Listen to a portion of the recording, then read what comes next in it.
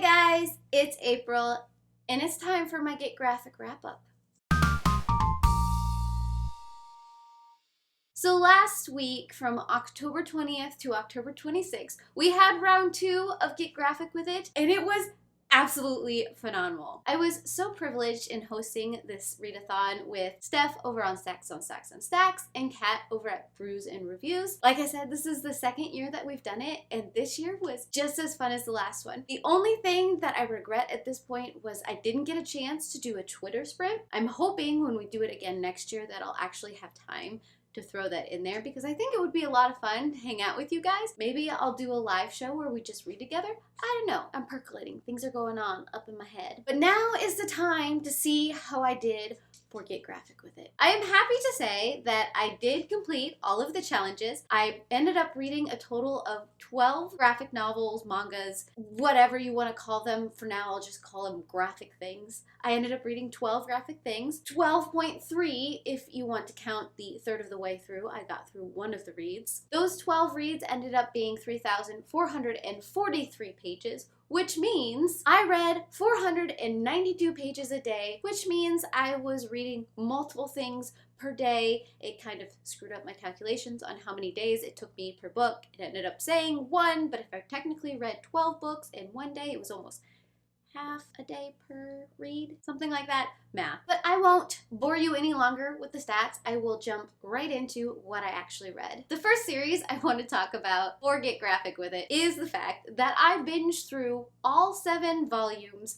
of Girl from the Other Side. These 7 volumes are the current set of translated volumes of Girl from the Other Side. I did a full review if you're interested in that. I will link it up above and down below, but it is safe to say that I thoroughly enjoyed this read. This wasn't even on my TBR, but then I saw Steph talking about it, and I decided I needed to try it, and as soon as I started the first volume, I kind of just continued on with it. This is the story about the outsiders and the insiders. It is a story about a curse that seems to be taking people's souls and turning them into monsters. It is the story about a little girl who's being taken care of by one of these outsiders. I really liked it for its whimsical fairy tale nature. It's both dark and magical all at the same time, and then you get to see these two main characters, the outsider and this little girl, trying to understand each other and figuring out what is going on as you're reading this story is just something that became really extremely addictive.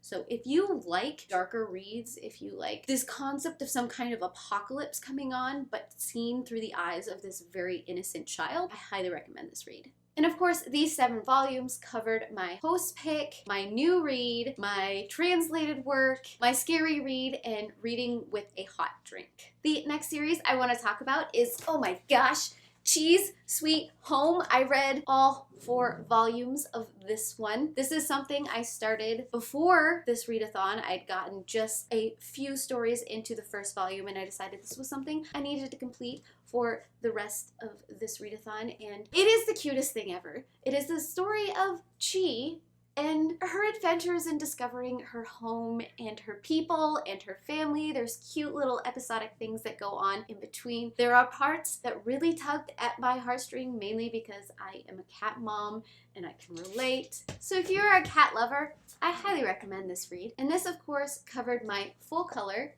translated, In a Comfortable Place, and adaptation. I haven't actually seen the anime that is attached to this, but I do want to find it someday, so if you know where I can find this anime, please let me know.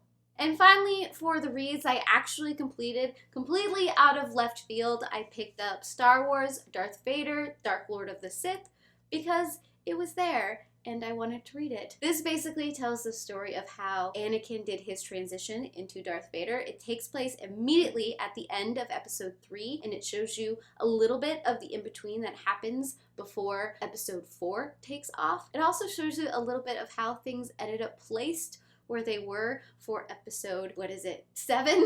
I can't count. For episode 7. So you get to see all these insider details, which is why I really liked this comic. I do want to pick up more in this series about Darth Vader. I just like the character and getting all of that backstory. Now for things that I did not complete, and that was White Sand Volume 3. I only got about a third of the way through. I kind of left my vlogs hanging a little bit, like, did I finish it? Did I not finish it? Well, I didn't finish it. Ultimately, at the end of the day,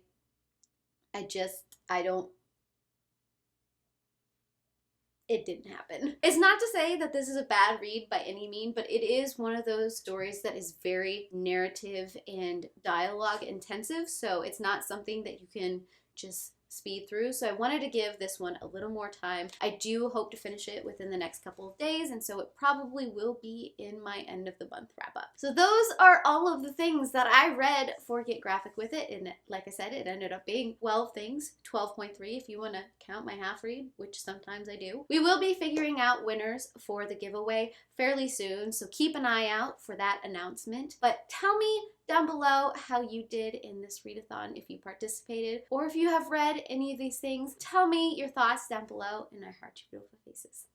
Bye.